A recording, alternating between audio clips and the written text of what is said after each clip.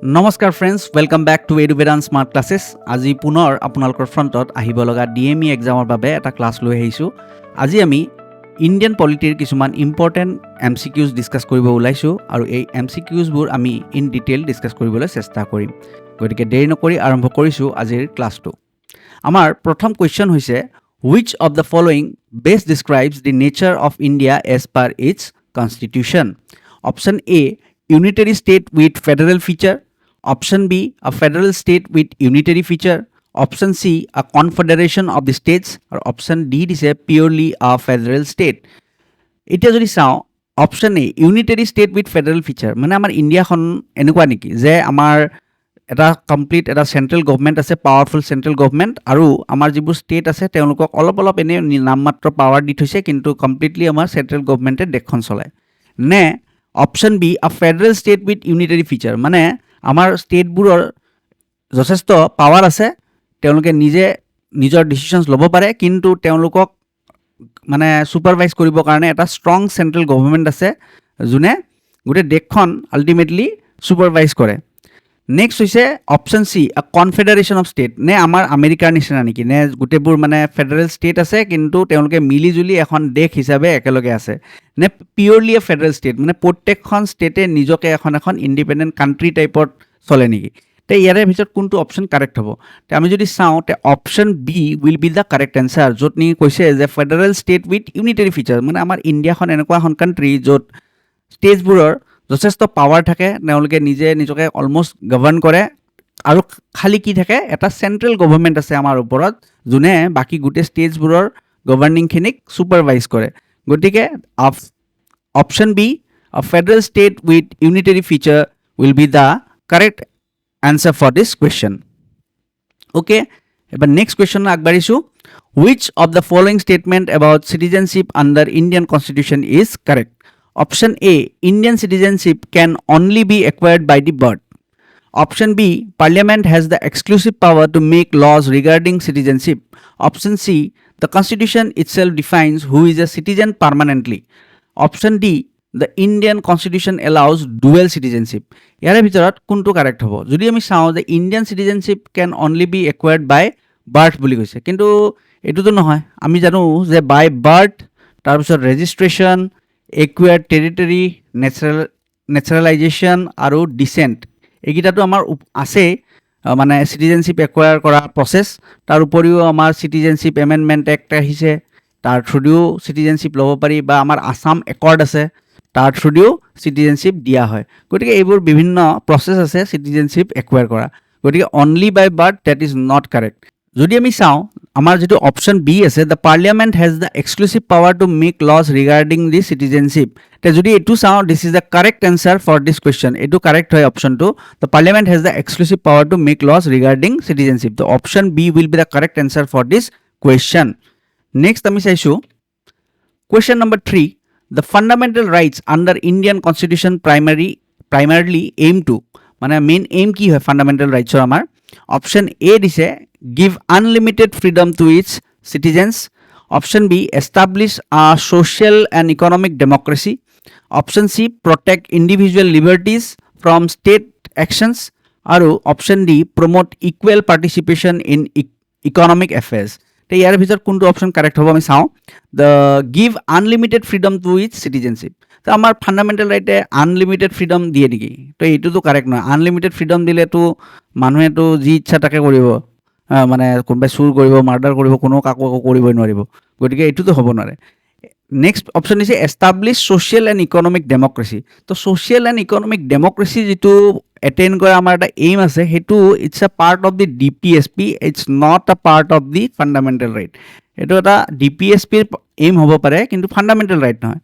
আৰু যদি চাওঁ, protect individual liberties from the state action, মানে অপশ্যন চি, এইটো যদি চাওঁ, this is the correct answer. এইটোৰ কাৰণে একচুৱেলি আমাৰ যিখিনি মৌলিক অধিকাৰ সেইখিনি আমাক দিয়া হয়, যাতে আমাৰ একশ্যন, মানে ষ্টেটে আমাৰ আৰ্বিট্ৰেৰী একশ্যন ল'ব নোৱাৰে, মানে যাকে তাকে বোলে এৰেষ্ট কৰি পেলালে, তো তেনেকুৱা যাতে একশ্যন ল'ব নোৱাৰে, সেইটোৰ কাৰণে ফাণ্ডামেণ্টেল ৰাইটছখিনি দিয়া হৈছে।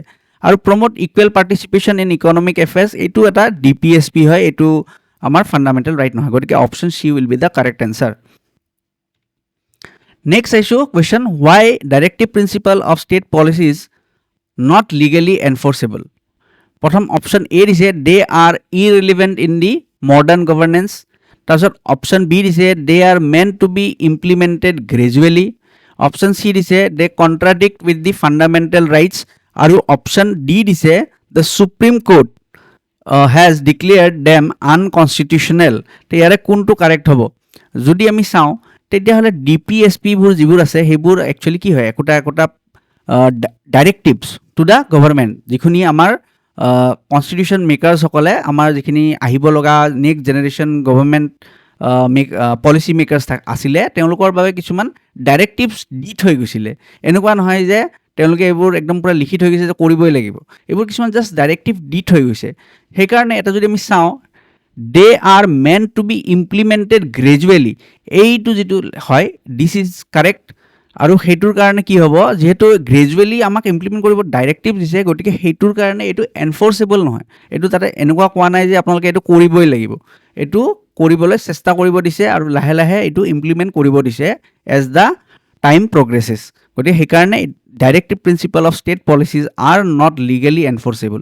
অ'কে, নেক্সট আমি চাইছোঁ the fundamental duties were added to the constitution 2, মানে কিহৰ কাৰণে ফাণ্ডামেণ্টেল ৰাইটছ বা ফাণ্ডামেণ্টেল ডিউটিজবোৰ এড কৰা হৈছিলে।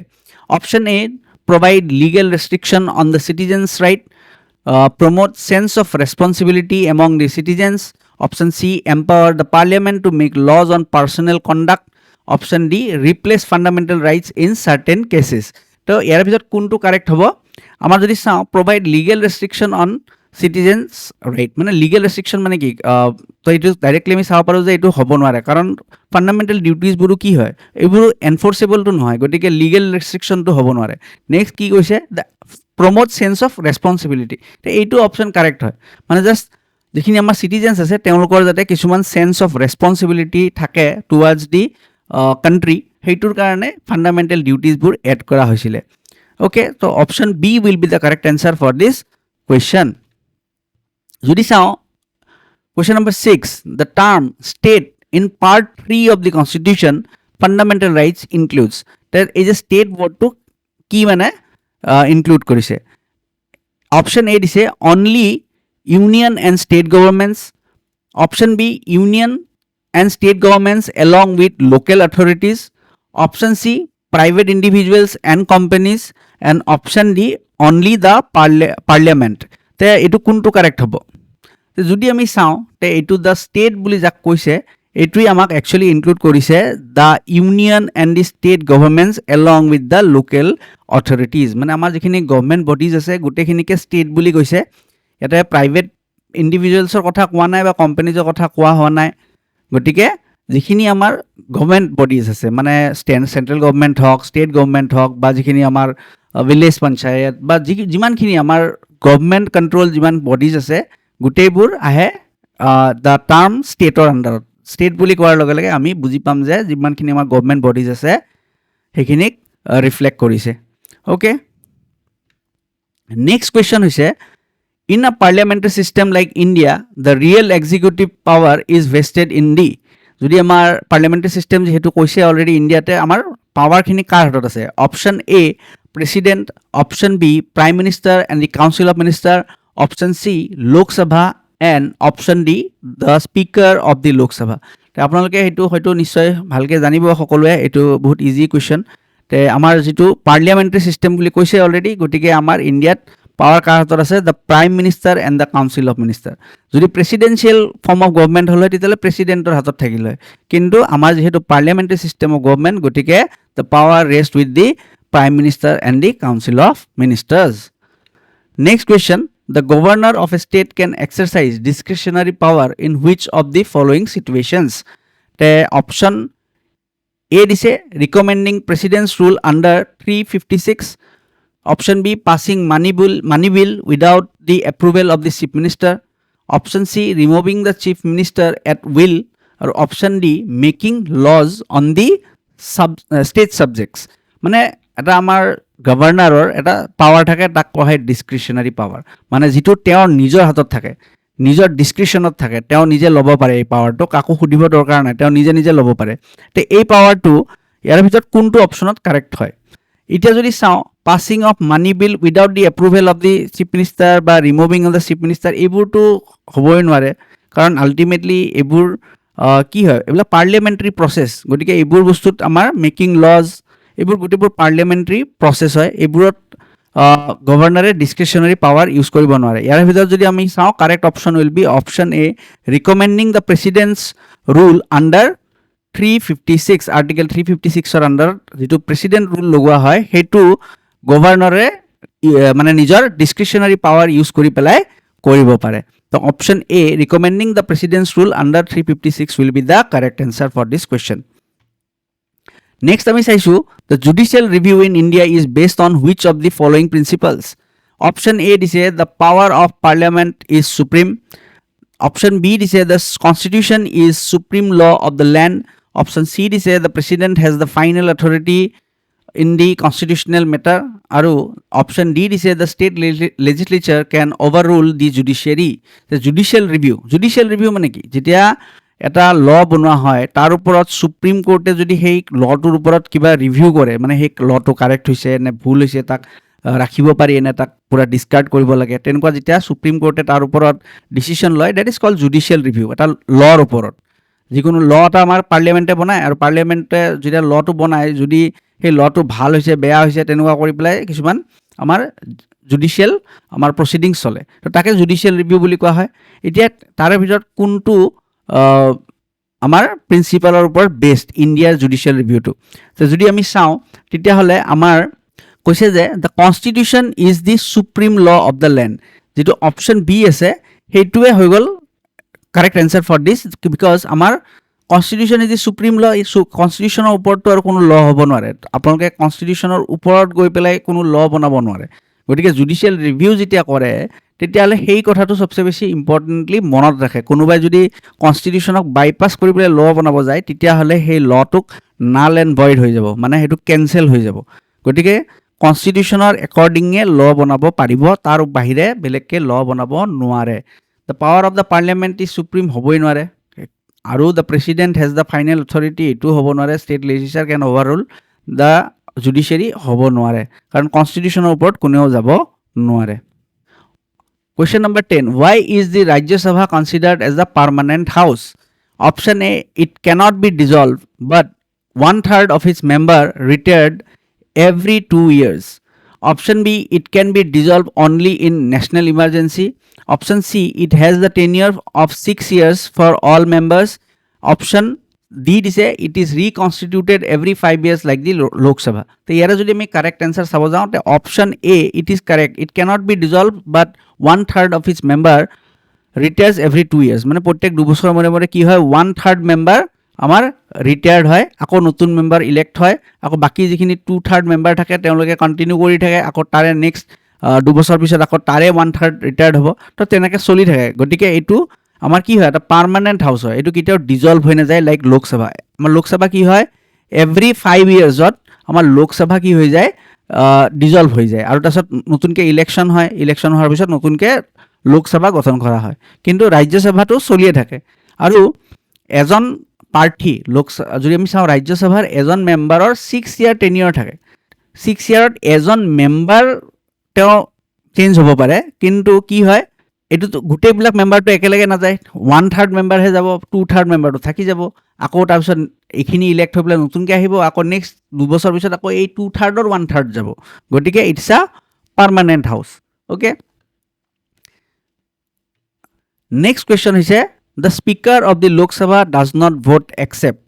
তে আমাৰ স্পীকাৰে ক'ত ভোট নিদিয়ে? এটা অপশ্যন এ দিছে during motion of no' confidence. Option B দিছে in case of a tie. Option C দিছে অন বাজেট মেটাৰ্ছ, আৰু অপশ্যন ডি দিছে অন আ কনষ্টিটিউশ্যনেল এমেণ্ডমেণ্ট। তে ইয়াৰ ভিতৰত কোনটো কাৰেক্ট হ'ব আমাক সুধিছে। তে আমি যদি চাওঁ, এনে নৰ্মেলি স্পীকাৰে আমাৰ ভোট কৰিব পাৰে যিকোনো মেটাৰৰ ওপৰত, কিন্তু যেতিয়া এটা মেটাৰ টাই হৈ যায়, মানে ইকুৱেল ভোটছ পাই যায়, তেতিয়া স্পীকাৰে সেইটোৰ ওপৰত মানে তাতে ভোট কৰিব নোৱাৰে। So' in case of tie is the correct answer for this question. Next question, which of the following correctly describes the president's veto power? Option A, president can reject any bill passed by the parliament. Option B, president can only delay a bill but cannot reject it. Option C, the president can return a bill once but must sign it if it's passed again. Or option D is the president has no power to act against parliament's decision. The veto power of the president, মানে আমাৰ president of India veto থাকে, veto power আপোনালোকে জানে তিনিটা টাইপৰ veto থাকে, pocket veto, এবছলিউট veto আৰু suspensive veto. তো ইয়াৰে তিনিটা ভেটোৰ ভিতৰত কোন মানে which of the following is correct?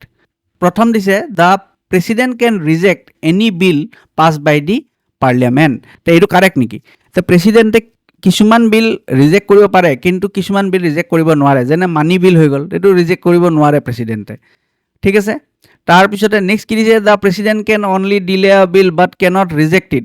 তে এইটো কাৰেক্ট নহয়, option B is not correct, কাৰণ অপশ্যন কিছুমান বিল প্ৰেচিডেণ্টে ৰিজেক্ট কৰিব পাৰে।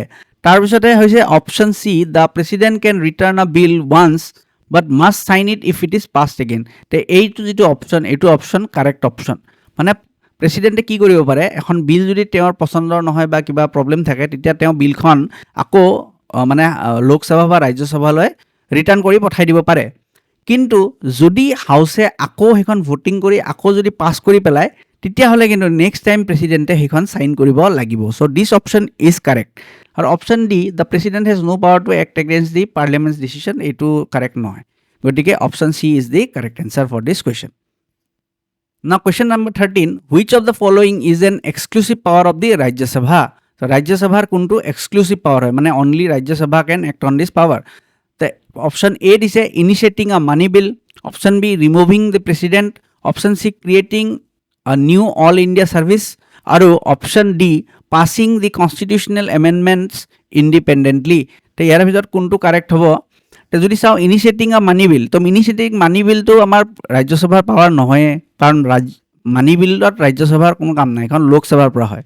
নেক্সট হৈছে ৰিমুভিং দ্য প্ৰেচিডেণ্ট, তো প্ৰেচিডেণ্ট ৰিমুভ কৰিব লাগিলে বোথ দ্য হাউচেছৰ ভোট লাগিব, গতিকে এইটো নহয়। নেক্সট হৈছে ক্ৰিয়েটিং অল ইণ্ডিয়া ছাৰ্ভিচ, তো অল ইণ্ডিয়া ছাৰ্ভিচ যেতিয়া হ'ব this is the correct answer for Rajya Sabha, কাৰণ ৰাজ্যসভাই যেতিয়া বিচাৰে তেতিয়াহে এটা নতুন অল ইণ্ডিয়া ছাৰ্ভিচ, মানে যেনেকৈ IAS IPS এনেকুৱা টাইপৰ যিবোৰ ছাৰ্ভিচ থাকে তেনেকুৱা ধৰণৰ ছাৰ্ভিচ এটা ক্ৰিয়েট কৰিব পাৰে, যি নেকি এনি ষ্টেটত তাক ডিপ্লয় কৰিব পাৰি, এমপ্লয়টোক যিকোনো ষ্টেটত ডিপ্লয় কৰিব পাৰি। তেনেকুৱা টাইপৰ ছাৰ্ভিচবিলাকক আমি কি কওঁ, all India service.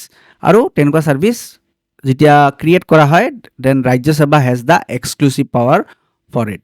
Okay, next question number 14, the term of the Lok Sabha can be extended beyond 5 years. মানে লোকসভা তো নৰ্মেলি 5 yearsত ডিজলভ হৈ যায়, কিন্তু বঢ়াব কেতিয়া পাৰি সুধিছে। অপশ্যন এ দিছে under no' circumstances, option B দিছে if approve by the supreme court, option C দিছে ডিউৰিং নেশ্যনেল ইমাৰ্জেঞ্চি, আৰু অপশ্যন ডি দিছে by 2/3 majority in the parliament. তো ইয়াৰ ভিতৰত যদি চাওঁ আণ্ডাৰ ন' চাৰ্কামষ্টেঞ্চেছ এইটো কাৰেক্ট নহয়, কাৰণ এক্সটেণ্ড কৰিব পাৰি। অপশ্যন বি দিছে ইফ এপ্ৰুভ বাই সুপ্ৰিম কোৰ্টত, সুপ্ৰিম কোৰ্টত ইয়াতে কোনো চে নাই।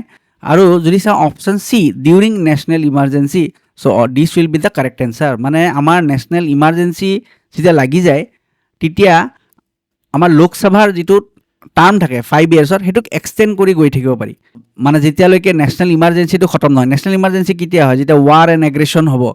ৱাৰ যদি চলি আছে সেইখিনি সময়ত ইলেকশ্যনটো আৰু কণ্ডাক্ট কৰিব নোৱাৰি, গতিকে আল্টিমেটলি যিটো লোকসভা থাকিব তাকে এক্সটেণ্ড কৰি থাকিব লাগিব। গতিকে সেইটো option C will be the correct answer. During national emergency the Lok Sabha can be extended beyond 5 years. Next, question number 15. Why was goods and service tax introduced as a constitutional amendment? মানে constitutional amendment হিচাপে goods and service taxক কিয় introduce কৰা হৈছিলে? Option A, it required change in both central and state taxation power. Option B, it was a new law and did not exist earlier. Option C, it was imposed by the Supreme Court. Or option D দিছে it only replaced the central taxes and not the state taxes. তো ইয়াৰে কোনটো option correct হ'ব? যদি আমি চাওঁ it required changes in both central and the state taxation, তো এইটো যিটো অপশ্যন এইটোৱে কাৰেক্ট হ'ব, কাৰণ অপশ্যন এ কাৰেক্ট। কাৰণ GST আগতে কি আছিলে কিছুমান বেলেগ বেলেগ বিভিন্ন ধৰণৰ আমাৰ টেক্সেছ আছিলে চেণ্ট্ৰেলৰ কাৰণে বেলেগ ষ্টেটৰ কাৰণে বেলেগ ভেট আছিলে তাৰপিছতে অক্ট্ৰয় টেক্স এনেকুৱা বিভিন্ন ধৰণৰ টেক্স আছিলে কিন্তু সেই টেক্সবোৰ মানে সেইবোৰক গোটেইবোৰ বন্ধ কৰি পেলাই এটা নতুন টাইপৰ টেক্স অনা হ'ল যাক আমি GST বুলি কওঁ গুডছ এণ্ড ছাৰ্ভিচ টেক্স আৰু সেইটো ইভেন চেণ্ট্ৰেল GST আমাৰ থাকে ষ্টেট GST থাকে দুটা টাইপৰ GST আৰু প্লাছ এটা ইণ্টিগ্ৰেটেড GST থাকে তো সেইটোৰ কাৰণে আমাৰ বোথ চেণ্ট্ৰেলতো আৰু ষ্টেটতো আমাৰ টেক্সেশ্যন পাৱাৰটোক চেঞ্জ কৰিব লগা হ'ল so' option A will be the correct answer for this question okay Question number 16. Which of the constitutional body ensures independence of Election Commission of India?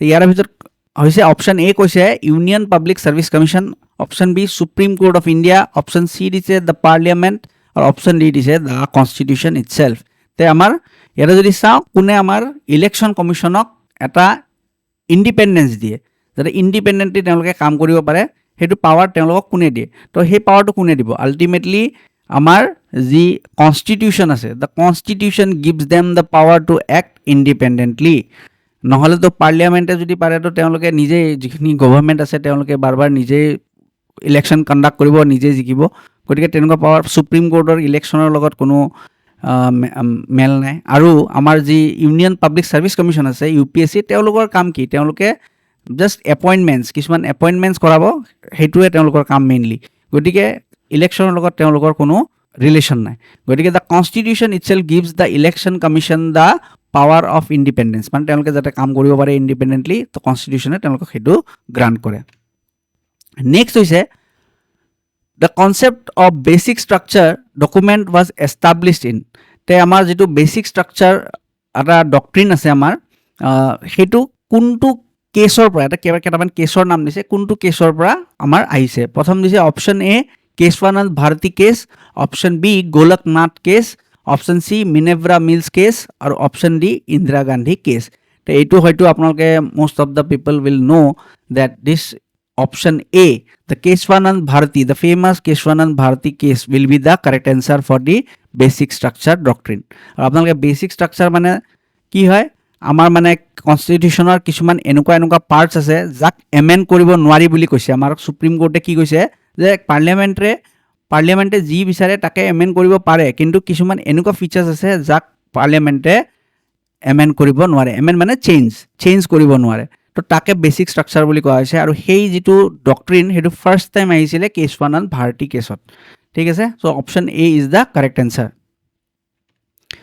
Next which of the following statement about the 9th schedule of the Indian Constitution is correct the option A dice the law placed under it are immune from judicial review under all circumstances option B dice it was added by the first constitutional amendment to protect the land reforms option C it was introduced to protect the fundamental rights from the legislative interference aru option D it allows parliament to override the fundamental rights through ordinary legislation যদি এইটো চাওঁ তেতিয়াহ'লে আমাৰ যিটো option B আছে সেইটোৱে correct কাৰণ যিটো আমাৰ 9th শিডিউল আছে 9th শিডিউলে কি কয় আমাক লেণ্ড ৰিফৰ্মছৰ কথা কয় land reforms to protect the land reforms আমাৰ একদম প্ৰথম কনষ্টিটিউশ্যনেল এমেণ্ডমেণ্টতে এই 9th শিডিউলটো এড কৰা হৈছিলে যাতে আমি লেণ্ডবোৰ ৰিফৰ্ম কৰিব পাৰোঁ কাৰণ আগতে most of the lands কি আছিলে জমিনদাৰৰ আণ্ডাৰত আছিলে আৰু মানে খেতিয়কবিলাকে লেণ্ডবিলাক পোৱা নাছিলে তো সেইটোৰ কাৰণে যাতে লেণ্ডবিলাক ইকুৱেলি ডিষ্ট্ৰিবিউট কৰিব পাৰি সেইটোৰ কাৰণে প্ৰথম কনষ্টিটিউশ্যনেল এমেণ্ডমেণ্ট অনা হৈছিলে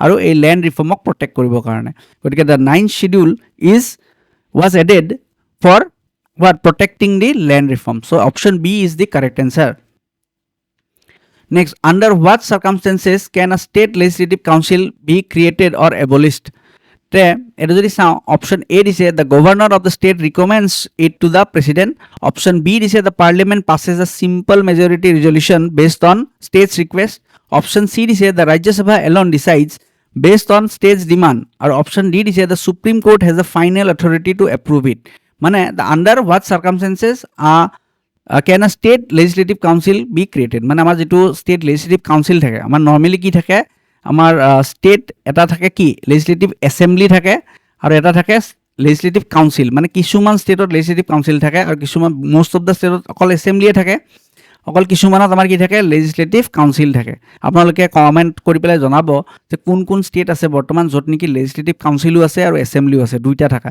কোনকেইখন ষ্টেট আছে আৰু এই যেটো কাউন্সিল হয় এই কাউন্সিলটো এড কৰিব কাৰণে আমাৰ এটা প্ৰভিজন আছে সেই প্ৰভিজনটো কোনটো অপশনত কাৰেক্ট আছে হেতু হুদিছে তো the governor of the state recommends to the president এটো হয় নেকি না the parliament passes a simple majority resolution based on the state request তাৰপিছত কৈছে Rajya Sabha alone decides based on the states demand আৰু অপশন ডি দিছে the supreme court has the final authority তে এটো যদি চাও তে আমাৰ যেটো পাৰ্লিয়ামেন্ট আছে পাৰ্লিয়ামেন্টে কি কৰিব লাগিব এটা ৰিজলিউশন পাস কৰিব লাগিব সিম্পল মেজৰিটিৰ মাজেৰে কিতিয়া কৰে এটো যেতিয়া ষ্টেট এখনে নিজে ৰিকুৱেষ্ট কৰে যে আমাক এটা সেকেন্ড হাউস লাগে যেতিয়া ষ্টেটে ৰিকুৱেষ্ট কৰিব তেতিয়া পাৰ্লিয়ামেন্টে যেতিয়া এটা ৰিজলিউশন পাস কৰিব তেতিয়া হেখন ষ্টেটৰ বাবে এটা লেজিসলেটিভ কাউন্সিল বনাব পাৰি তো option B will be the correct answer for this question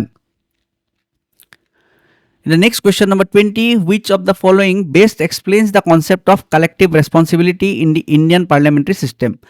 The collective responsibility kotha hudise option A dise minister can act independently without the consent of the cabinet. Option B dise ministers are responsible only for their own department. Option C dise the council of ministers is collectively responsible to the Lok Sabha. Or option D dise the prime minister alone is accountable to the president. যদি আমি চাও already কৈছে যে collective ৰেসপন্সিবিলিটিৰ কথা হুদিছে collective responsibility যদি চাব যাও তেতে option C will be the correct answer the council of minister is collectively responsible to the Lok Sabha and individually responsible to the president এই কথাটো মনত ৰাখিব যে ইন্ডিভিজুয়ালি ৰেসপন্সিবল হয় কাৰ কাৰণে প্ৰেসিডেন্টৰ কাৰণে আৰু কালেক্টিভলি ৰেসপন্সিবল হয় for the Lok Sabha so option C will be the correct answer for this question ঠিক আছে আজিৰ কাৰণে এইকেইটা কোৱেশ্চনে আছিলে ইণ্ডিয়ান পলিটিৰ আশা কৰোঁ আপোনালোকে নতুন কথা কিছু জানিব পাৰিলে যদি ভিডিঅ'টো চাই ভাল পাইছে তেতিয়াহ'লে লাইক শ্বেয়াৰ আৰু কমেণ্ট কৰিব আৰু চেনেলটো ছাবস্ক্ৰাইব কৰিব যাতে এনেকুৱা ভিডিঅ' আগলৈ আপোনালোকে পাই থাকে আজিৰ কাৰণে এতে এৰিছোঁ ধন্যবাদ